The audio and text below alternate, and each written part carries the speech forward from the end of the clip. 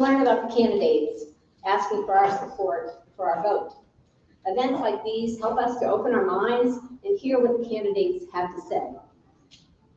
We all know how important our school representatives are to our children's success. So it's very important that we're here tonight. Now, we may agree or disagree with each other, but it is very important that we maintain respect and a civil discourse. And I will expect nothing less from the people on the stage and the people in the audience.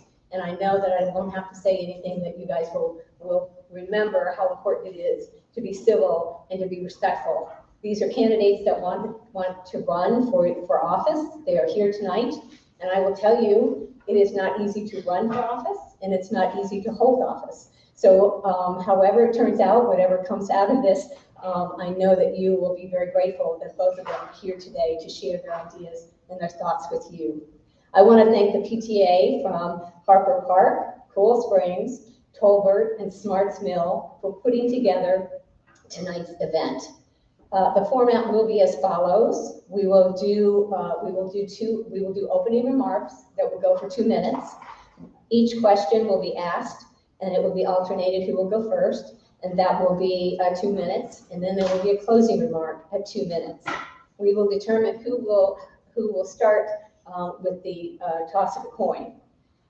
So again, I want to thank you all for being here. I want to thank you ladies for your commitment and for your energy and excitement.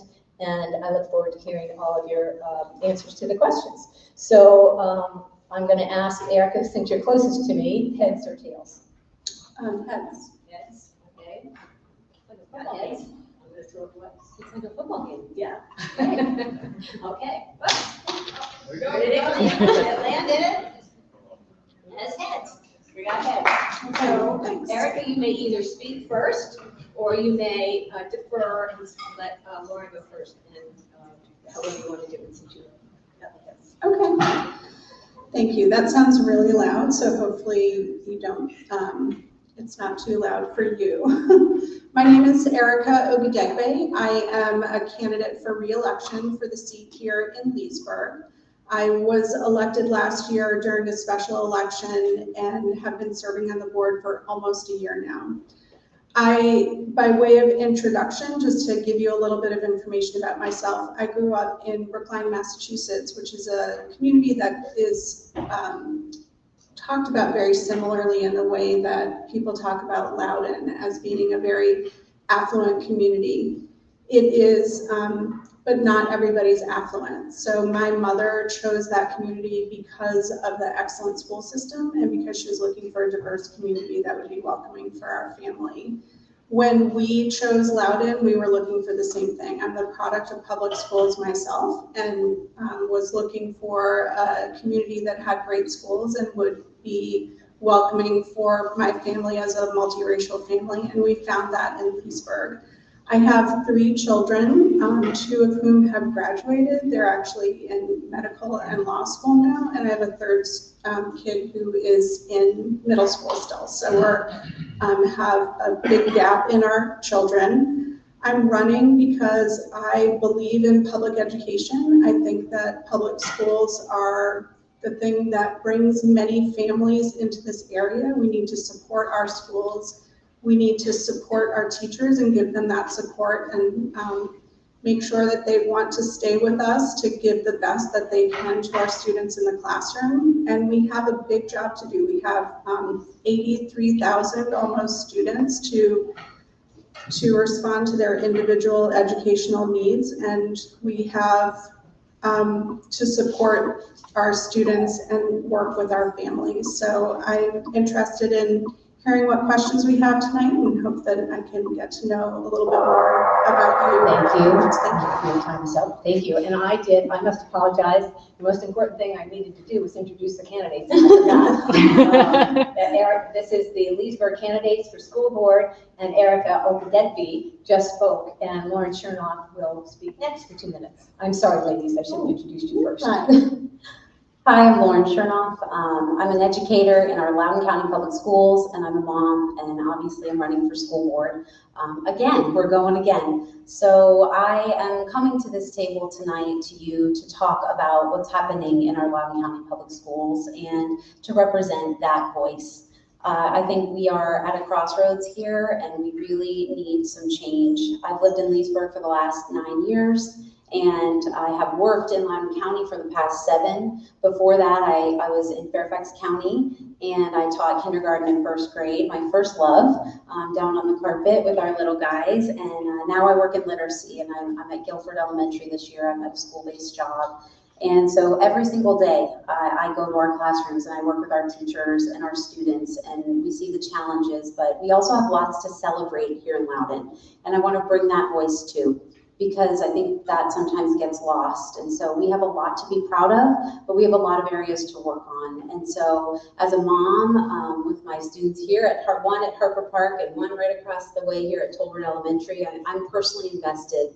And I am even more invested because I have skin in the game working in our schools. And I truly believe that that experience is unmatched when we look at this race and when we look at Leesburg and what candidates bring to the table, because we need to be rooted in what is actually happening in our schools and authentically engaging the stakeholders that matter. And that's the educators, the students, and the families. And so that's what I bring to the table. A lot of experience, a lot of personal experience, but also a lot of knowledge in the different areas, understanding of curriculum, research, and literacy, as I've spent a chunk of my career working in literacy. So I'm excited to share with you all of that tonight. I know we have lots to cover. I'm so grateful for this experience. So thank you to the PTAs for all that you do in partnership with us and the schools. Thank you, Lauren. Thank you, ladies. That was our 2-minute introduction to our candidates, and now we're going to get into the questions. And the very first question goes to Lauren. And what are the 2 or 3 strengths which our district can be proud of, and why do you see these as strengths? Well, I'm going to go back to the stakeholders portion. I think our greatest strengths are our people. I think the people in this county are fantastic. I know that the educators that I work shoulder to shoulder with every day are amazing. They are working overtime, literally overtime, to make sure that the student needs are met. And we have a lot of diverse needs in our county. We have a wide range of economically diverse students, as well as different backgrounds that kids bring to the table. And our teachers are really striving to meet every single individual need, and they have a lot on their plates.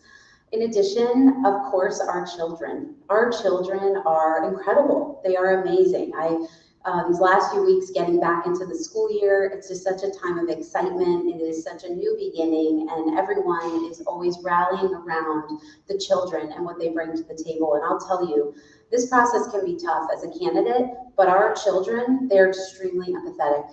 They are so loving and positive, and being around them, it is infectious and it is inspiring. And so from our littlest kindergartners all the way to our graduating seniors, I just think we have so much to celebrate when it comes to the achievement of our students and the work that's being done in our classrooms. And last but certainly not least is our families and our communities. I think about this event tonight. I'm on the board of the PTA at Tolbert Elementary, and PTAs are a huge part of our community, and parents are a huge part of our community and our families. And the strength of a public school comes from that partnership of educators and children and teachers and the community rallying around each other to help find success for our students. And what's more beautiful than that? I've dedicated my life to that partnership, my career. It's really important to me that we get this right, because we are at a crossroads, and we do have a decision to make, and we are facing a lot of division. And so I want to look to the positives to bring us together. Thank you. Erica, the question, did you want it again? No, I've got it. Thank you so much. So I would say first, we have a very engaged community and a lot of parents who are passionate about wanting the best for their children. And I think that that raises a lot of questions, and there are divisions in the way that we think we want to approach that. But at the end of the day, we all want the best education for our children and for the students in our community. So I think that that is a strength. despite the fact that there are challenges and sometimes we have different opinions. In my day-to-day work life, I work in higher education, and I will say that some of our best work happens when I'm working with people that have various opinions. When we have different strengths and opinions, we bring them to the table. We often come up with the best possible solutions because of the diversity of that thought. I will say also we have amazing, talented, and dedicated teachers and educators who are coming every day and giving their heart and soul to our students because they entered the field of education because they care about doing their best for the next generation. And we are lucky to have the teachers that we do. And I mean, I will say obviously, and I think it's hard to come second because you often have the same thoughts, but we do just have amazing students and children in our community who are learning and growing, and it is our job to do everything that we can to help ensure that they get all that they need. Thank you. Thank you. The next one, Erica, you start this one. What do you see as the current challenges facing public education in Loudoun County Public Schools?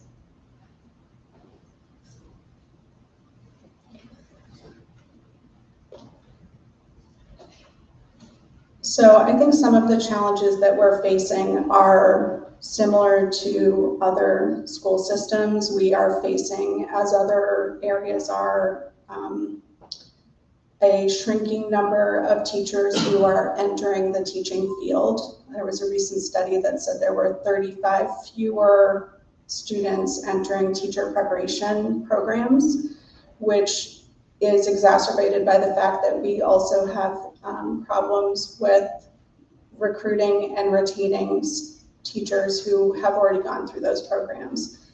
That is certainly a challenge, and we need to do everything that we can to make sure that we have comprehensive benefit programs and so forth that will help keep our teachers engaged and feeling like they are being compensated in a way that they should be, but also making sure that our working environment for them is a positive one and they're seen and respected, and that we're not exacerbating what's happening where in some cases I think there are conflicts that are happening sometimes between teachers and families that I think that we can be working on. I will say also we have, although we are well-funded and a well-resourced county, we have issues within the Commonwealth of Virginia around the level to which we're funding public education. And so my hope is that the legislature will address some of the concerns around that. And then finally, I would say we still have a ways to go in terms of building back trust, and to do that, we need to continue to work on communicating more effectively. Thank you. Thank you. Lauren, any question? Can you give that one more time? What do you see as the current challenges facing public education in the Loudoun County Public Schools? I wish I had more time than 2 minutes, but I'm going to break it down into 3 things. It's actually very similar to what my opponent said. The first is achievement. I'm really concerned about achievement of our subgroup data. I've spoken about this at length on my platform, on my website. I see it every single day in the classroom. Our data overall, we're not back to pre-pandemic numbers quite yet, but we're getting there overall. But when you lift the veil and you pull back the curtain and you look at our special education students, you look at our English language learners, and when you look at our economically disadvantaged students, the drop-off is staggering. And I'm not okay with it. I don't think any of us should be okay with it. If all students matter and all students need to reach their potential, then we have a lot of work to do in the trenches for our students who are below grade level and that are continuing to fall behind because their growth is not keeping up. So that is something that is a huge challenge, and I know educators are collaborating daily around solving those issues, but we have got to come together as a community to really address it. We can't just say, oh, we're better than the next guy. I'm not really worried about the next guy. I'm running for school board in Loudoun County Public Schools. That's what matters to me. That's where my kids are and that's where I work. So that's number one. Second is teacher morale. We are losing teachers at an alarming rate. The school that I work at lost almost half its staff over the summer. That's a lot of people. So when you have that turnover and you want the consistency with the expectations for the students, that becomes extremely difficult. And I don't think it's about pay, and I'm sure it will come up later. I really do think it's about support, and I think it's about trust at the highest levels. And that brings me to my last point, and that is trust and transparency and accountability. The chasm is so wide right now that I don't know how we bridge it, except to have someone who wants to bridge it, who wants to come together, and that is what I want for our schools. It certainly is not about hiding and secrecy. Thank you. The next question, Lauren, you start this one. Do you feel technology is being appropriately used at the elementary level with Loudoun County Public Schools? Why or why not? This is an interesting question because I just came from running a science club after school where with fifth graders, we used Play-Doh to make the Earth's mantle, crust, and core to get them hands-on, and they laughed at me at first. They were like, "You gotta be kidding me, Mrs. Chernoff." I'm like, "I'm a kindergarten teacher, guys. We're gonna do this." So I think technology definitely has its place in Loudoun County Public Schools and in learning. I think we became overly reliant on it during the pandemic. Honestly, I have actually tried to stay away from my computer as much as possible after teaching virtually for a year. But I believe that I think the students are very savvy and we live in a very technological age. It's important that kids have these skills. That is an essential part. And something that's really exciting is the computer science standards that have been introduced in Loudoun County Public Schools. And I am just really encouraged to see the excitement around coding and robotics and the different programs that we have. So yes, I think we are using it well. I think it definitely has its place, but in my heart of hearts, I'm old school. I really also do not want to see it replacing real books. We are seeing a real struggle with students with their reading. They need to hold real books. They need to read actual text. And sometimes it's important to get out the Play-Doh. I think it has a place, and I say that facetiously, but it's true. I think some of those pencil paper, my daughter, we work on math problems, pencil paper, because sometimes that computer stuff, it just isn't clicking. So I think, again, it's always going to be about balance, but I do think we have a good place here. We certainly have all bells and whistles. We have Promethean boards in my school sitting in the hallway, not being used because we don't have enough classrooms for them. So yes, we have it. We definitely use it, but I think everything in moderation. And, I really want to see kids authentically engaging real learning. Thank you. Erica? Thank you so much. So I think there is obviously a need to make sure that our students are learning about emerging technologies and have that familiarity so that they are prepared for what they will face when they're going to college or in the workplace as they're older. But there are some things that I think that are lost, and maybe some of this started before the pandemic, but certainly going virtual meant that everything needed to be transitioned to working on their Chromebooks. And I think having the universal access to Chromebooks is really important, but there are some things that are lost when you can't put pen to paper. So specifically when students are learning to write, making sure that we have more opportunities for that brain and hand connection to ensure that they are making that connection and it's not just all typed on the Chromebook. So again, there is a place for technology, but I would agree there's also a place to go back to basics and make sure that we're connecting directly with things as well. Thank you. Thank you. The next one, Erica, is a very important question. We started the school year with over 100 open teaching positions. What do you think Loudoun County Public Schools need to do to recruit and retain highly qualified educators? That's a great question, and it is a very important priority to make sure that we are filling the positions that are vacant and keeping the teachers that are in those positions. We need to start kind of backing up from the point of starting a semester or an academic year without the teachers to make sure that our recruitment plans are comprehensive and we're trying to make sure we have that pipeline of applicants one of the programs that I was most excited to learn about in more detail over this past year is the Teacher Cadet Program, which has young people, high school students who are interested in the teaching profession and encouraging them to pursue that when they go to college. And one of the students that I met who was a student school board member over this last year graduated from the Teacher Cadet Program, and before she finished high school, she had a signed commitment letter for employment once she was done with college. So I would say that's one important part of doing this. As we are making adjustments to cover these classrooms, we are also, as a board, asking questions and making sure that we are still within our teaching standards that are published to make sure that we don't have overcrowded classrooms. But ultimately, we need to make sure that we're keeping the teachers that we have so that we don't have an even bigger problem. Thank you. Lauren? I was hoping I get to expand on this. I'm going to lead with saying, who better to support teachers than a teacher? I really believe that the leadership that we have now is very disconnected from what is actually happening in our schools. And I think that that goes for the school board as well as the admin, the highly paid admin staff that work in Ashburn. I think that there's a big distrust there. I don't think it, I know it. Teachers voice it all the time. This is about value. This is about people feeling valued in the profession that they have given their lives to and that they've chosen. You know, teachers, it's hard work, but I say this all the time, it's cheesy, but it's hard work. It really is.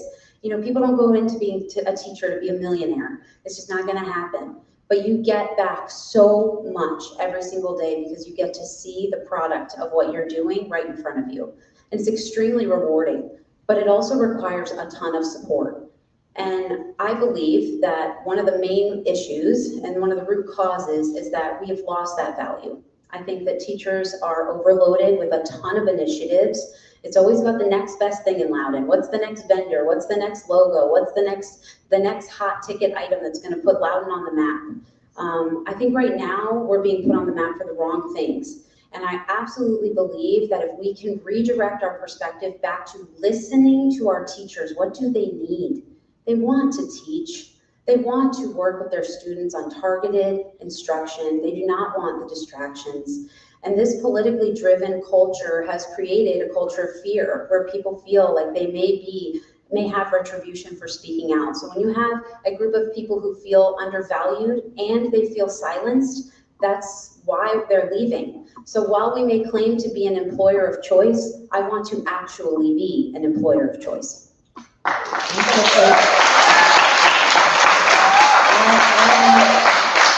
going to take a little privilege here and ask a follow-up question to your answers.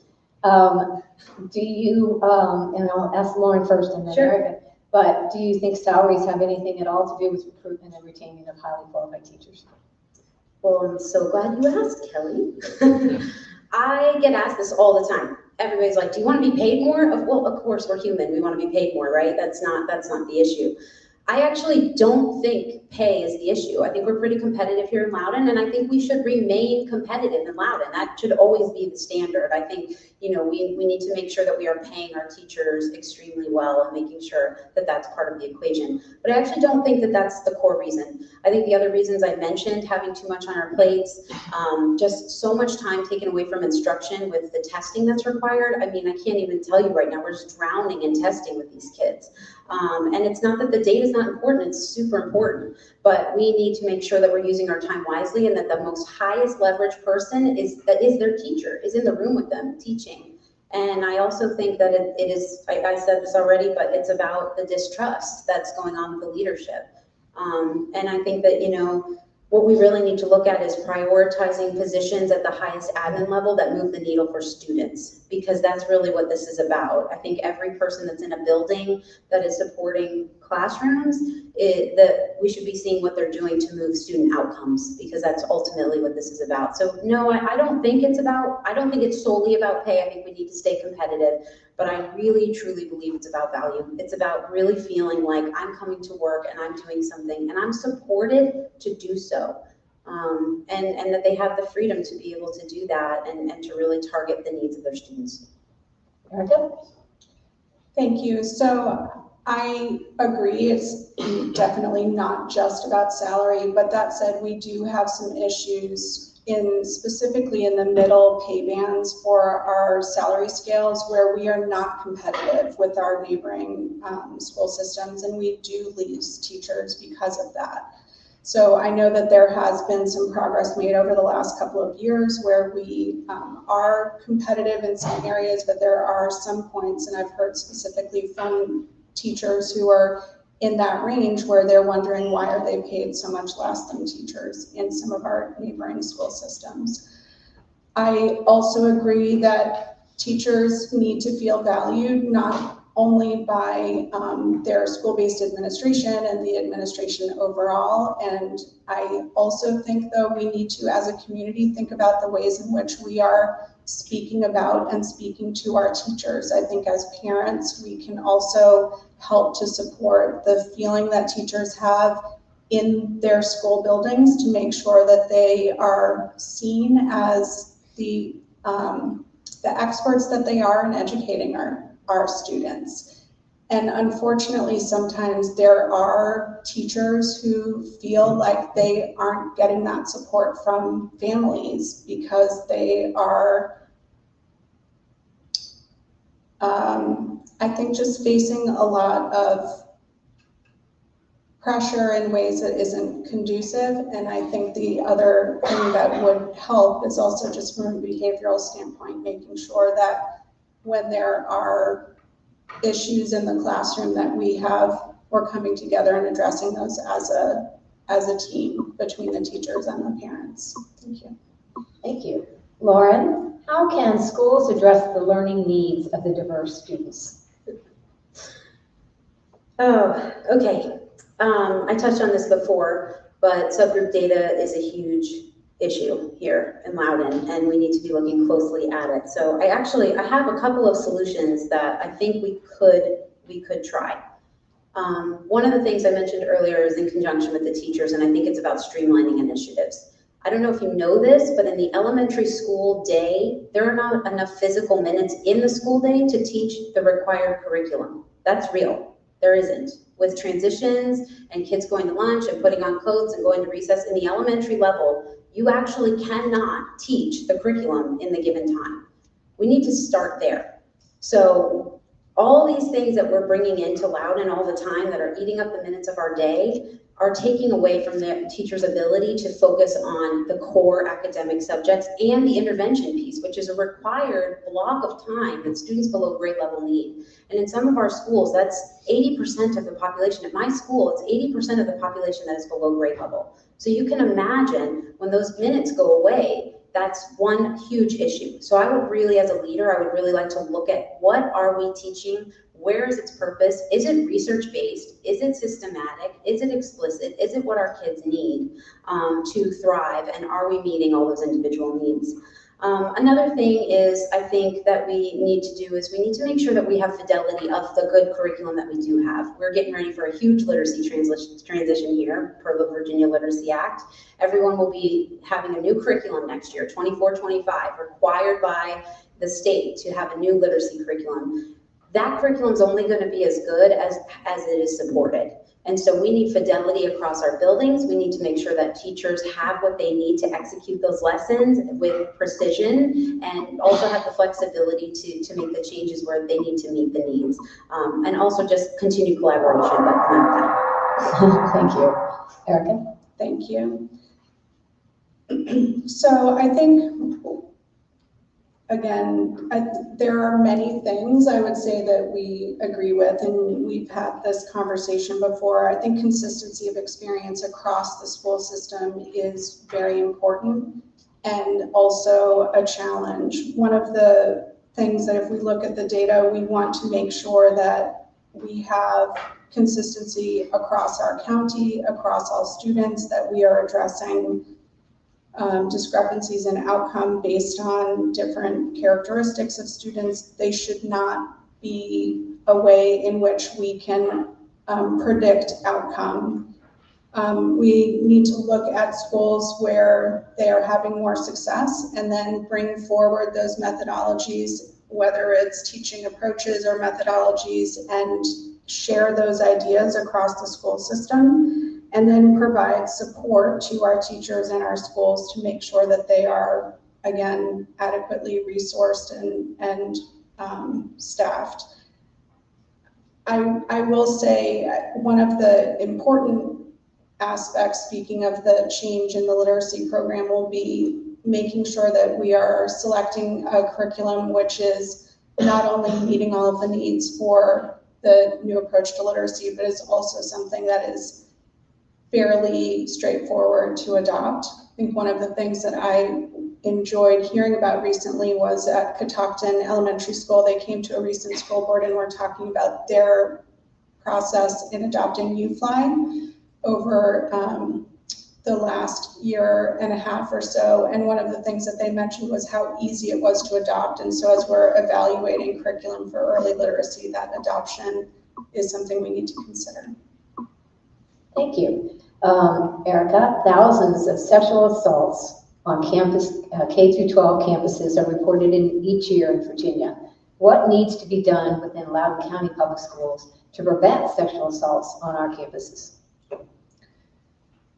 So this is something in Loudoun that is obviously close to everybody's heart and thinking about. And it is, I appreciate the question because it highlights that this is an issue across Virginia, and it's an issue across the nation.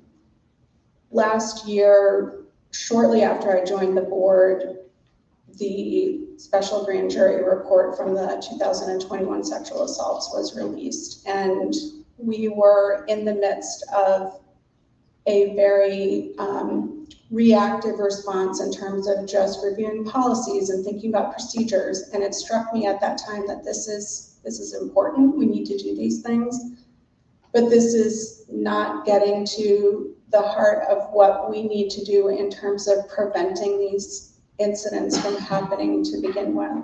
We need to make sure that we have norms for behavior and an understanding across the board that no means no, that consent is important and expected, and that we have a responsibility as a community to do everything that we can to reduce the incidence of dating violence and sexual assault. And this is happening, unfortunately, as Mayor Burke shared, the numbers are staggering if we look at what's happening across the Commonwealth over the last several years.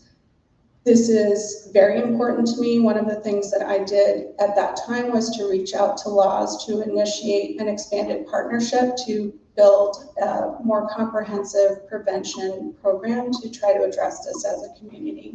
Thank you. The next one is for Lauren. Okay. Bus transportation continues to be a problem. Do I answer about sexual assaults first? Oh, I'm sorry. You missed that one? I'm Yeah, sorry. I did. I would like to answer it. Okay, yes, please do. I got ahead of myself. I'm No, sorry. you're good. You're good. I was just like, wait, did I already speak? Yeah. This is extremely sensitive, and I'll tread lightly. We've been through a lot here in Loudoun County Public Schools. This is personal. This isn't about the nationwide. This is happening here. It happened here. 2 girls, I have 2 daughters. 2 girls were sexually assaulted in our schools. So I'm really disappointed in the way that everything was handled. We've now seen the grand jury report, thank goodness, and finally the LCPS report came out. And my opponent last election cycle talked about wanting transparency and trust to get that report out, that would be important. So on February 14th, I was shocked when she voted no. I was shocked. And I know that releasing that report was hard, and there's a lot of sensitive things in there, but I do believe that by not being transparent and dragging it out, we may have done more harm. We've certainly done more harm in this community. I've spoken with the families. We've definitely done harm there. And we need to heal big time. And I think in order to heal, it comes back to relationships. It is clear to me that the relationships between the schools and the county safety people in our county is broken. And so we need to restore that relationship. It cannot be political. And we need to get to some very clear protocols so that there are no holes in our policy, so that we know exactly every time 159 cases are brought up, that was in the report, that are brought to the Title IX office, that every single one is followed to the T with those protocols. We have to chart this out from beginning to end to make sure that we do not have those things. Partnering with other outside people is fine, but I don't want to be sending people to need therapy and treatment. I want them to be safe. Your time is up. I do apologize again for overlooking you. But I'm going to start with you now. Okay. Bus transportation continues to be a problem even after the staggered schedule was implemented. The staggered schedule also had unintended consequences of not having buses available for field trips and after-school program busing. How would you address the busing problems within the Loudoun County Public Schools? So I think we need to get creative here. We need bus drivers. We got to get kids to school. That's like super important and very basic. We did have a huge falling out with the staggered start times, and here in Leesburg, that is, you talk about hot topic issues. Actually, in Leesburg, that is a hot topic. People are upset because it impacts their daily life. And some people are asking, like, well, why can't we switch it every other year? And they're saying, well, some families, that would be hard on some families. And people are like, well, it's hard on me. So whose family has more value, right? So again, this is root cause. We're talking about bus drivers. I think that we really need to think about incentivizing bus drivers and think about how we can get creative in our budget. I say this a lot, $1.6 billion. We got to be able to do some things around here at the basic level. I think that we have enough money to incentivize our bus drivers. I've also heard that the training is extremely inconsistent. Some people that drive buses, they just kind of go through the rigmarole and then they're bus drivers, and other people are like tested and tested and tested again. That's what I'm hearing from the different people that I've spoken to. So consistency is key in Loudoun. I think we see it in other areas, but I think that that's one. And I think we need to communicate that this is an issue. I believe that we are very distracted in Loudoun County with a lot of other things. There are a lot of other topics that make the media news. Bus drivers usually isn't one of them, but it should be, because if our kids can't get to school, they can't learn. And if they're getting to school too early, they can't go on field trips. They don't have access to field trips because they can't get back in time by the time the place that the field trip has to get home in time. So we're having a staggered issue here that is, a domino effect, if you will. So I do not claim to have all the answers when it comes to incentivizing bus drivers, but I do think we need to talk to them and to make sure that they are supported and that we are implementing. Thank you, Erica. Thank you. I think part of it is incentivizing bus drivers, making sure that we have benefits and salaries that would be enticing and help us to hire more bus drivers. We have had challenges with that. I also think that it would be helpful for the bus drivers that we have to support the work that they do by having more assistance on buses. It is very hard for somebody who's actively driving a bus to also handle issues that might be happening with students in the seats behind them, and we don't want them veering off the road to address a behavioral problem. And so increasing the number of assistants on buses, I think, would help our bus drivers that are with us stay with us and give them that support. The other thing I wanted to mention is specifically for Leesburg, one of the things that we did, as Mayor Burke mentioned, is create the staggered schedules, which has resulted in about half of the elementary schools system-wide to go to an earlier start time. It's about, on average, it's about 30 minutes earlier, but I would say that myself, having a 12-year-old who is not a morning person, I don't have the early start time, but I can imagine how disruptive and difficult that is. I've talked to parents many times, multiple families, about how disruptive this early schedule has been for their families and for their students, and just asking for relief and to have a different schedule going forward. So it's something that I have been advocating for. I will say that this was not a decision that was brought to the board for a decision. This kind of goes within that operational realm of decision, but it is something that I have shared. I think we need to address and make sure we don't have these early times next year. Thank you. The next question, Erica, what are your thoughts on protecting our most vulnerable youth, the LGBTQ+ community? So we are a public school system, and we are obligated to make sure that we are protecting and welcoming all of our students, and that includes our LGBTQ students. So we have policies in place that were passed a couple of years ago that serve to make sure that we have anti-discrimination policies in place for both students and staff. And it is important that we maintain and have a welcoming and safe environment for all of our students. If students don't feel welcome, safe, and seen, they can't learn. Thank you. I have been meeting with a lot of families of kids that are impacted by this, that are LGBTQ+, and I have been having discussions and really finding out, asking one question: what is your experience? What do you need from us? It starts there. There's a lot of noise around this topic, and advocacy is important, and I realize that. I'm advocating for many things myself. But experience is important, and I think we need to start there with our students. I agree, all students need to be protected in our public schools. They need to come to school feeling safe and being safe. They need to have access to learning. Something that I'd really like to pursue is, as a leader on the school board, is how is this community achieving? We don't have that data as a community. I'm sure, I know it's a subgroup, it exists. We have policies in place to protect them in other ways, but I'm not hearing anything about their achievement. Schools are in the business of achieving, giving kids the opportunity to achieve, to learn. So I would really like to see what those numbers are, because I think that would be very telling. I don't think we're talking enough about the learning that these kids are doing.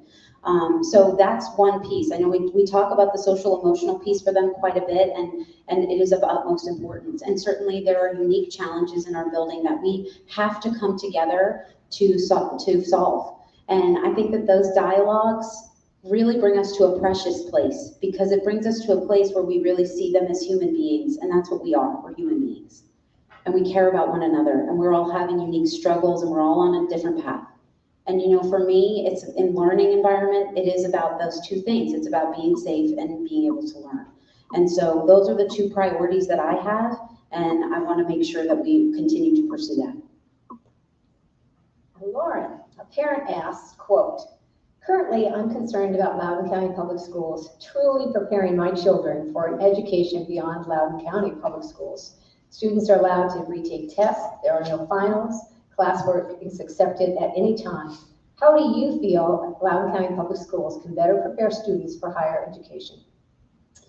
Number one thing that comes up at the doors in Leesburg, number one thing, without a doubt, is our grading and assessment policy 5030 that allows for those things: retakes, taking formative assessments again, turning work in late.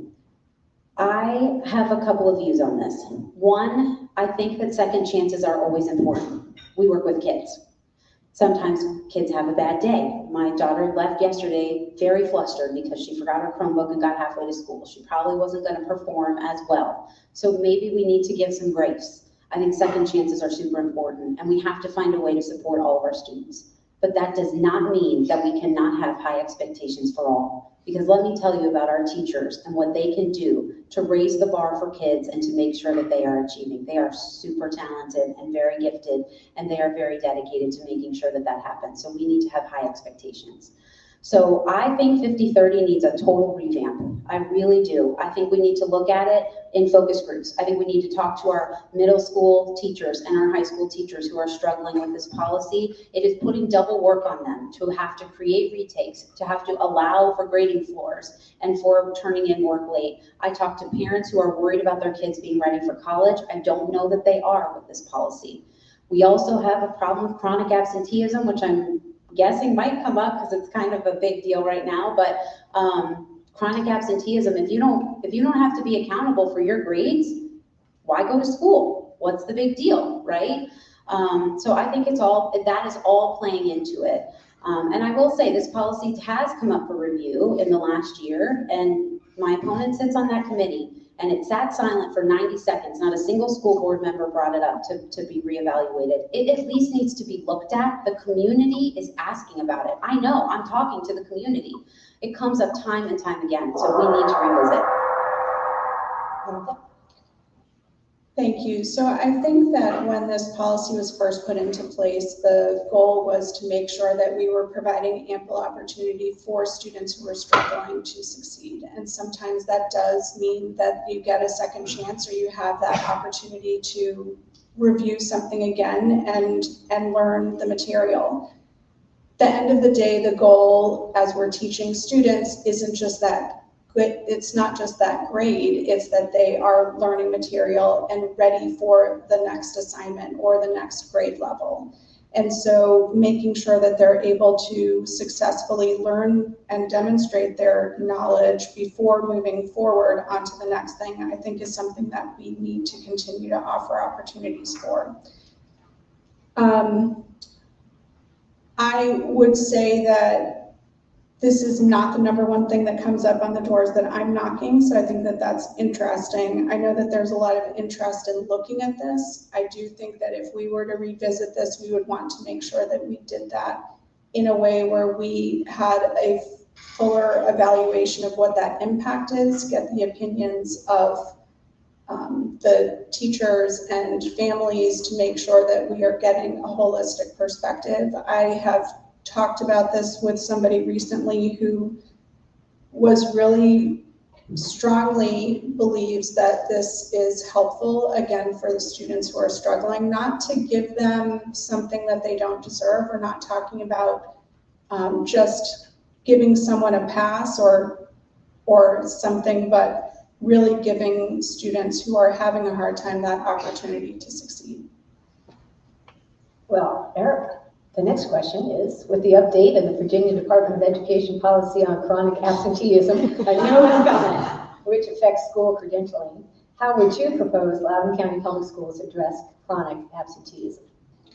So I think it starts with engaging with families and having, when there are students who are not coming to school, making sure that there's an engagement and trying to understand what those reasons are, and then supporting the students and the families to help them get to school. There are a number of reasons why we have students who aren't coming to school. Some of them are things like family obligations or work commitments that unfortunately some students have that interfere with their ability to go to school. So we do have programs that allow for flexible schedules for students.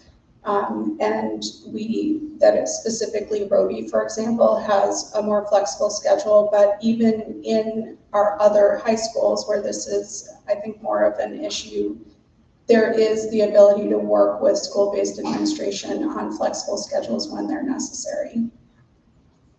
I think that it is also, it's a community outreach and communication approach that will help with this as well. And then I've heard there has been some concern, and this has been talked about with administration, just making sure that families are making, I think, just choices that consider the students' continuity in class. There are sometimes families who choose to pull students out for travel or other priorities, and just making sure that school is considered first when we're making our plans for families. Thank you. Lauren? Sure. Well, the first thing is we're in the step in the right direction because it's on the radar. So if you didn't know that back in April, absenteeism became one of the 9 indicators for accreditation. So when accreditation is on the line, which impacts school funding, you better believe people are going to pay attention. So I think that that's the first thing. We're on the map. People are aware. I also sit on the Advocacy Commission of Youth for Leesburg. I was appointed by the Board of Supervisors to be on that committee, and every year they pick a focus. This is their focus. So all eyes are on a solution-oriented path to getting kids back in school, because that's what we want. I think this stems all the way back to the pandemic. We really devalued in-person learning when we were home for so many months. And so I think that that's kind of where this started. The next piece, though, is really interesting. It's interesting to me that 74% of middle schoolers and high schoolers who are chronically absent receive 0 Ds or Fs. So this goes back to what I said about the high expectations. If you have to be accountable for your work and your learning, you will be in school. Now, I say that with respect to, there are sensitive cases. There are kids that are sick, that are chronically ill, that miss. There are kids with socioeconomic barriers that keep them from getting to school. We need to look at those things on a case-by-case basis. Certainly mental health also plays into this. School needs to be a place where kids can thrive, where they don't feel afraid, where they don't feel like they can't be successful, because that is also important for kids accessing school. So I think awareness is important. I think communication, but I think at the root of it, we have some policy work to do. We have some things that we need to set straight in terms of making it clear that when you come to school, there are expectations, and when you don't, there are consequences, and you will be held accountable, because that's the real world. So that's where I'd like to start in really looking at solutions. Thank you. Lauren, we continue to not have enough substitutes to fill the positions on a regular basis. Why do you think that we can't fill these positions? And as a school board member, what can be done to improve this situation to get more substitutes into the buildings? Thanks for the question. So the HRTD committee put out some substitute data last June, I believe it was, and they said that we fill about 78.4% of our jobs each day. So that sounds pretty good, but that's 180 jobs that are left open each day. That's a lot of jobs in Loudoun County. One thing that I'm really excited about that Loudoun is doing, which doesn't get a lot of press, is the push for school-based subs. So school-based subs are exactly what it sounds like. They're people that sign up to only sub at that school, but they commit to a minimum of 3 days a week, 3 to 5 days a week. So you can imagine with that level of commitment that you're able to fill more jobs. And as far as I know, I don't think that there's a max on that. So I think that that is super awesome, because that will help us keep people. And some people like to sub at certain schools. In addition, I guess this goes back to like the, different things that we talked about with bus drivers and things. I think it's about incentives. Another tidbit is that a lot of people that are subbing are either teachers that have let their teaching license lapse because they were home with their kids, or because they retired and they want to get back in, or people that are pursuing an educational degree on the side but want to be a teacher but need the experience. So I would love to see Loudoun offer some professional development opportunities for those subs that could work towards those kinds of paths for them. That way it's a win-win, right? Like you're working in the schools and you're learning about how to become a licensed educator. So I think that that could be a good piece. Again, I think it also goes back to wanting to be a place where people want to be, where they want to work. When you have mass exodus of teachers, I don't think people are like, yeah, I'm going to go sub. That sounds awesome. Like when the teachers don't want to be there, what does that say to our community? So we got to turn that around. There's a lot of root causes here. There's a lot of ripple effect. So let's start working. Let's really get to work around those things. And I think we can start to go back. Thank you. So one of the barriers that I've heard about as well is our process for hiring subs. And I know that there have been some improvements lately, but it is a long process. And so we sometimes have well-qualified people who would do well in our classrooms, and it just takes a long time to be able to get into the classroom. So specifically, streamlining the hiring for re-entry of recently retired teachers who are interested in working as a substitute teacher, where they've done their service, they're retired, they don't want to work full-time anymore, but making sure that it's easier for them to come back. Right now, they basically go through as if they're a new hire, and that takes some time. We did recently actually increase our daily rates for our long-term subs, and so we are at this point the best paying. And again, it doesn't all come down to pay, but it certainly helps. And so the hope is that that helps to continue to attract people to apply for the positions. And I think those are the main things. And then, yeah, those are the main things. Go ahead. Well, ladies, our time is just about up, and we have so many more questions to ask. And I think there's an expectation that you will go to the library and do a meet and greet, so individuals could ask individual questions. I know I had many more, and would love to have heard your answers. But again, I want to thank you for being here. I want to thank the PTAs and thank all the candidates.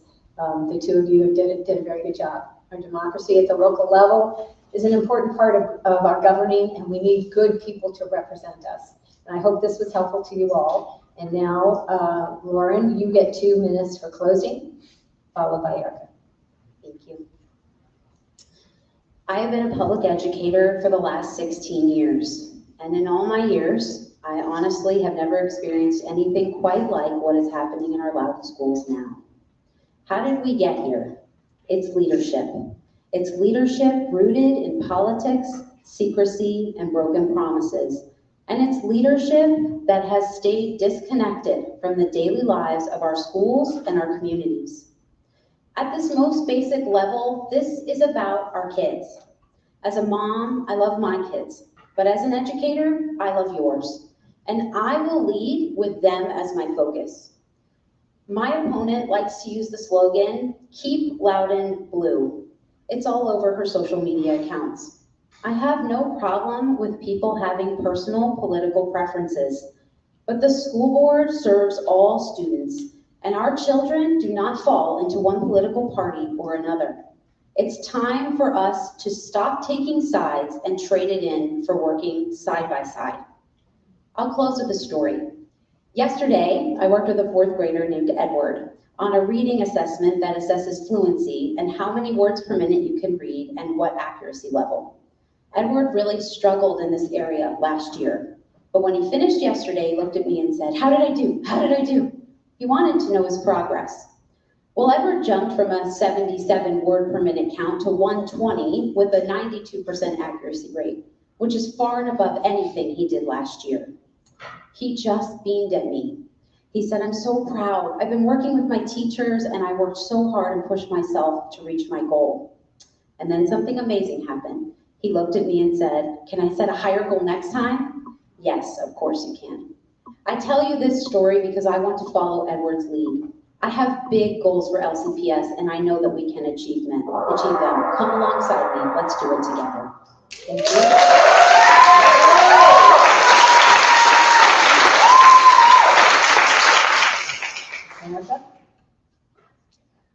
Thank you. I will say that, first of all, thank you again to the PTAs for organizing this opportunity to meet all of you and for all of you who are showing up here and obviously have a strong interest in the choice for our schools and for the outcomes for your students. I, like you, am a parent with kids who've been in the schools. I've been an LCPS parent now for 21 years since we first moved to this area. And when I started speaking, it was the schools that brought us here. In my day-to-day work, I've worked in higher education for most of my career, and I, in the beginning, was working in student-facing roles and customer service, and for the last several years have worked on projects that have me working with stakeholders and colleagues and students across the institutions where I work. And we have varying opinions on how to do things and how to approach projects, but I will say that it is that diversity of opinion and experience that helps us move forward and understand our needs and come to the best solutions. We have a lot of challenges in our schools that we need to continue to work on and do better for. I am standing up to serve Loudon because I understand our schools are so important for our community, and I believe that it is important that we have welcoming and inclusive schools that will offer the best for all of our students. So I thank you for your time.